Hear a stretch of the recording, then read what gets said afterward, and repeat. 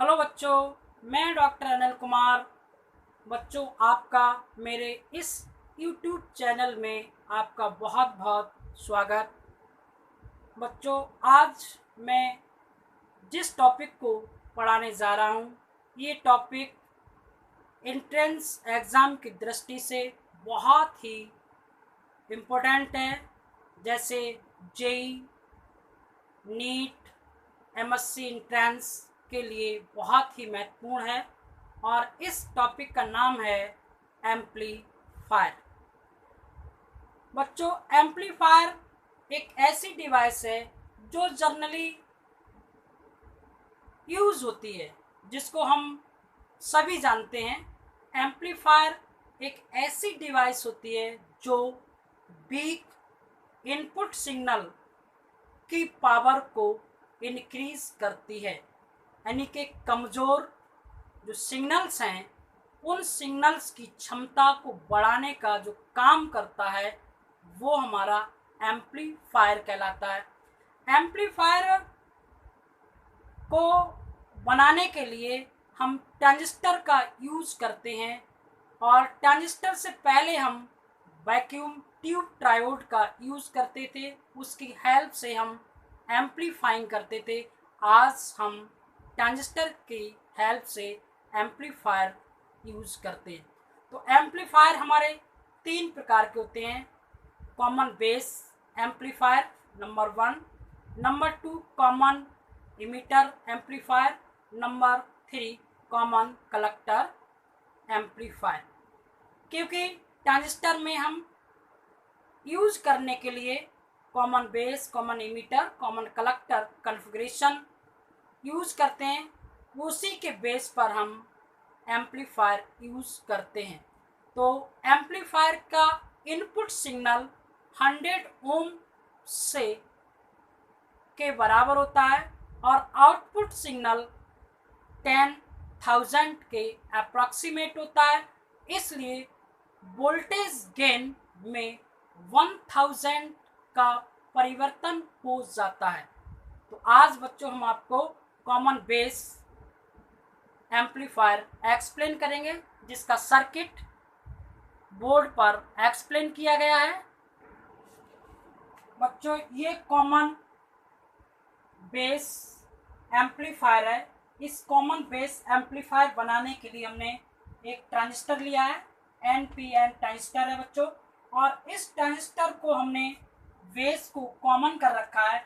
इसमें करंट की direction I ई और बेस की डायरेक्शन करंट की आई वी ऊपर की तरफ और collector current I C direction अंदर की ओर। तो जब हम किसी भी ट्रांजिस्टर को वाइसिंग में यूज़ करते हैं तो हमेशा इमिटर बेस जंक्शन को फॉरवर्ड वाइस और कलेक्टर बेस जंक्शन को हम रिवर्स वाइस रखते हैं।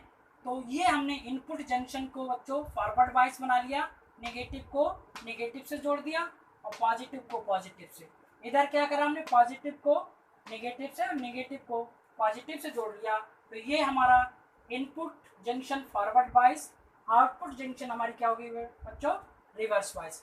हमने कहा कि हम एम्पलीफायर की तरह सर्किट में ट्रांजिस्टर को यूज करते हैं बच्चों। तो हमने क्या करा, इनपुट एसी सिग्नल हमने इन 2 टर्मिनल के बीच अप्लाई किया। ये हमारा इनपुट रेजिस्टेंस है। ये पॉजिटिव सिग्नल इस नेगेटिव बैटरी का अपोज करता है, यानी कि विरोध करता है, जिसके कारण यहाँ पर V = IR वोल्टेज क्या होता है, कुछ डिक्रीज होता है और वोल्टेज डिक्रीज हो जाने के कारण करंट की वैल्यू क्या होगी, डिक्रीज होगी। उस कंडीशन में इमीटर करंट IE की वैल्यू डिक्रीज होती है। जब इमीटर करंट IE की वैल्यू डिक्रीज होगी उस कंडीशन में हमारी कलेक्टर करंट भी डिक्रीज होगी। जिस रेशियो में इमीटर करंट डिक्रीज होती है उसी रेशियो में हमारी कलेक्टर करंट डिक्रीज होगी। जब कलेक्टर करंट डिक्रीज होगी उस कंडीशन में इस लोड RL पर एक वोल्टेज ड्रॉप प्राप्त होता है। उस वोल्टेज ड्रॉप की वैल्यू क्या हो जाएगी, डिक्रीज हो जाएगी, जिसके कारण हमारा कलेक्टर वोल्टेज डिक्रीज हो जाएगा। और डिक्रीज होने के कारण V C V is equal to B C C minus I L R L.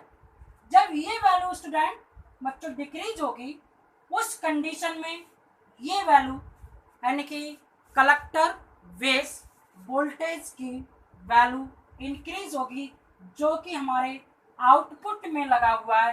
तो कहने का मतलब है यहाँ से हम एक आउटपुट प्राप्त कर रहे हैं, वो आउटपुट इंक्रीज होगा जब वोल्टेज ड्रॉप डिक्रीज होगा।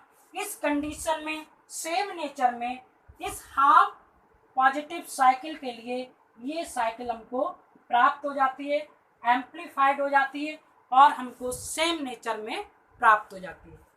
नेक्स्ट, नेगेटिव हाफ साइकिल के केस में स्टूडेंट ये नेगेटिव और ये भी नेगेटिव, ये दोनों ऐड हो जाते हैं, फॉरवर्ड वाइज इंक्रीज हो जाती है। जब फॉरवर्ड वाइज इंक्रीज होगी, जब वोल्टेज की वैल्यू इंक्रीज होगी, उस कंडीशन में ये करंट क्या होगा, इंक्रीज होगा। जब करंट इंक्रीज होगा उस कंडीशन में आईसी क्या होगी, इंक्रीज होगी। जब आईसी इंक्रीज होगी तो वोल्टेज ड्रॉप हमारा क्या हो जाएगा, इंक्रीज हो जाएगा। इस वोल्टेज ड्रॉप के इंक्रीज होने के कारण माइनस में जा रहा है, उस कंडीशन में ये हमने क्या लगा रखा है, पॉजिटिव लगा रखा है, यानी कि आउटपुट का जो कलेक्टर है वो हमने पॉजिटिव से कनेक्ट कर रखा है, लेकिन ड्रॉप बहुत ज़्यादा माइनस में चला जाता है, लेस देन माइनस। उस कंडीशन में ये जो आउटपुट प्राप्त होगा वो हमको नेगेटिव में प्राप्त होगा। तो देखिए बच्चों, इस सर्किट से हमने क्या करा, जो इनपुट एसी सिग्नल्स है वो हमने आउटपुट एसी सिग्नल्स में प्राप्त कर लिया। तो ये क्या है, आपका सेम नेचर की वेव प्राप्त हो रही है। इसका रीज़न क्या होता है एम्पलीफायर का, एम्पलीफायर का मतलब होता है फेस रिलेशन, यानी कि इनपुट फेस और आउटपुट फेस में क्या रिलेशन है वो इस चीज़ को दर्शाता है। करंट क्या होती है, टेंसिटी आई ई बराबर होता है आई बी प्लस आई सी। अब बच्चों को क्या चाहिए, करंट गेन चाहिए, वोल्टेज गेन चाहिए और पावर गेन चाहिए। यही हमारे फार्मूले हैं जो ट्रिक बनते हैं और जो हमको एंट्रेंस एग्जाम में यूज हमको करने होते हैं। देखिए स्टूडेंट, तो सबसे पहले हम निकालेंगे करंट गेन। करंट गेन क्या होता है, करंट गेन का मतलब होता है the ratio of output collector current change बटे the ratio of input current emitter. तो देखिए alpha is equal to delta I C upon delta I E, ये कहलाता है AC current gain, AC current gain. अगर हमको चाहिए DC current gain, alpha is equal to I C upon I E, ये हमारा क्या हो जाएगा, डीसी हो जाएगा। इस एल्फा की वैल्यू न्यूमेरिकल 0.952 0.99 के मिडिल होती है जब हमको न्यूमेरिकल वैल्यू यूज कर लोगी। तो देखिए बच्चों, यहाँ से क्या मिल गया आपको, एसी करंट गेन, यहाँ से क्या मिल गया आपको, DC current gain. Second point है हमारा वोल्टेज गेन। तो देखिए बच्चों, वोल्टेज गेन का मतलब क्या होता है, आउटपुट वोल्टेज में परिवर्तन और बटे इनपुट वोल्टेज में परिवर्तन। तो ए बी बराबर चेंज आउटपुट वोल्टेज बटे चेंज इनपुट वोल्टेज। क्या होता है, ये हो जाएगा हमारा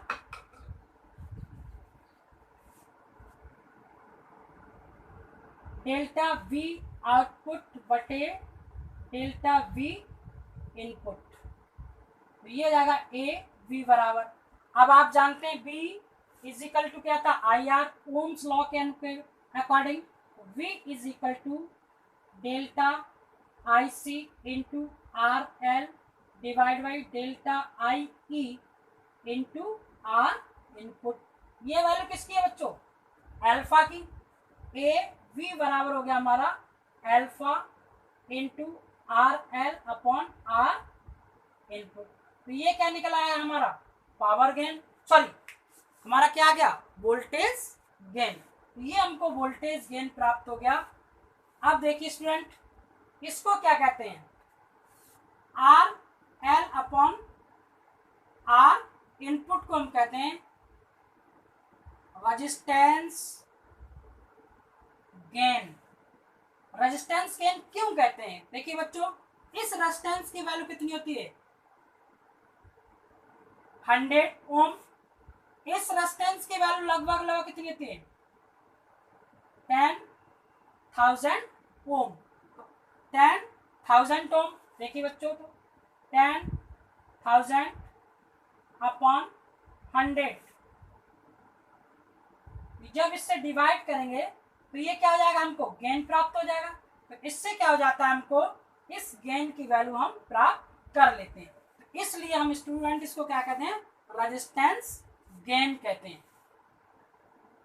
अब नेक्स्ट है हमारा पावर गेन। पावर आप जानते हैं P बराबर होता है I स्क्वायर R। तो पावर गेन बराबर चेंज आउटपुट पावर बटे चेंज इनपुट पावर। तो देखिए बच्चों, ये हो जाएगा हमारा power is equal to delta I C का square upon delta I E का स्क्वायर। ये हो जाएगा into R L upon R input. तो ये हो जाएगा हमारा alpha square R L upon R input. तो P यानी पावर, ये बच्चों क्या हमारा, ये हमने निकाल ली पावर। तो इस फार्मूले की सहायता से हम इस सर्किट में यानी कि एम्पलीफायर, कॉमन बेस एम्पलीफायर में हम यहाँ से क्या निकाल सकते हैं, current gain, voltage gain, power भी निकाल सकते हैं, कलेक्टर करंट निकाल सकते हैं, इमीटर करंट निकाल सकते हैं। तो ये सारे टेक्निकल रिलेशन यानी फार्मूले हैं जो हमको एंट्रेंस एग्ज़ाम में न्यूमेरिकल के लिए ज़रूरत पड़ेगी। वहाँ पर जब हम आपको प्रॉब्लम्स, न्यूमेरिकल प्रॉब्लम सॉल्व कर रहे होंगे तो बच्चों इन रिलेशन की हमको ज़रूरत पड़ेगी, इसलिए हमने ये रिलेशन को डिस्कस किया। नेक्स्ट है कॉमन इमीटर। देखिए बच्चों, ये कॉमन इमीटर एम्पलीफायर है।